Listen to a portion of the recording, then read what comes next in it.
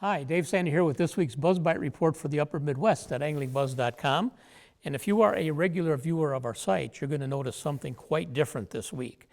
Now, the last few weeks we've been outside doing our regional reports because inside we've been building a set for Angling Buzz. And it's not because our website has suddenly gotten so tremendously prosperous, it's because we're coming to television.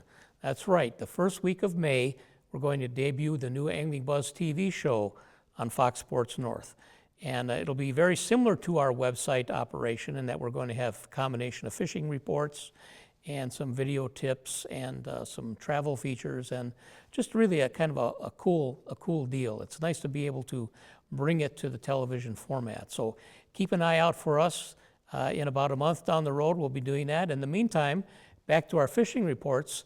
Here in the upper Midwest, we've had some pretty unstable weather the last few days, and it is forecast to continue with rain and cold for about the next 4 to 5. So what that's going to do, it's going to slow down some of our spring fishing patterns a little bit, and the bass and panfish species that are clustered at the mouths of shallow bays and wanting to come in shallow to line up on the shoreline and feed aggressively, those fish are going to have real tentative movements now as the weather is cold. They'll be in, out, in, out. So instead of just going to the back of a bay and looking for panfish to be lined up on the back end, you're going to probably have to check the transitional weed flats and holes and dips and cover coming in and out of bays, doing some casting tactics, perhaps with little tiny jigs or something on that order, rather than just simple bobber tactics. So we want to jump into our spring panfish patterns. We're not quite there yet.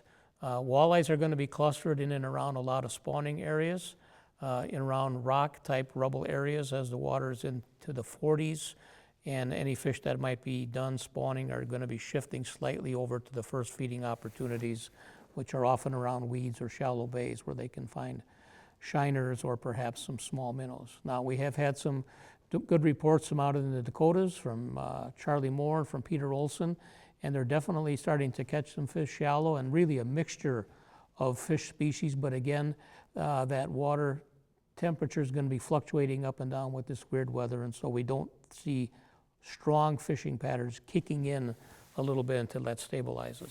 Now, throughout the region, we've had a few more reports from the field. In general, the rivers are pretty high and kind of on the muddy side where we have walleye runs going on, and typically when the water gets high, those fish are going to tuck much tighter to the shore.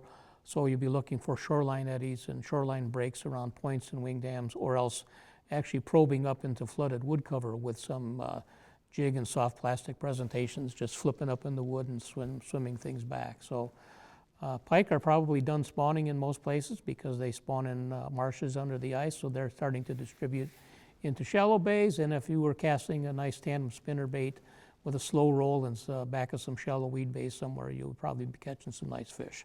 That's one fish that should kick off fairly early in the season. In the meantime, we're all waiting for warmer weather to get out there and really give it a good go. You can go out and start doing your checking and get the bugs out of your boat and your tackle. Make sure everything's working properly because the really good fishing is coming real quickly. Now, in the meantime, you can go out to our site and go on our state-by-state listing and see what our local reporters in the field are saying in every area. And as I always like to say, they're going to help you put more and bigger fish in the boat in the weeks ahead.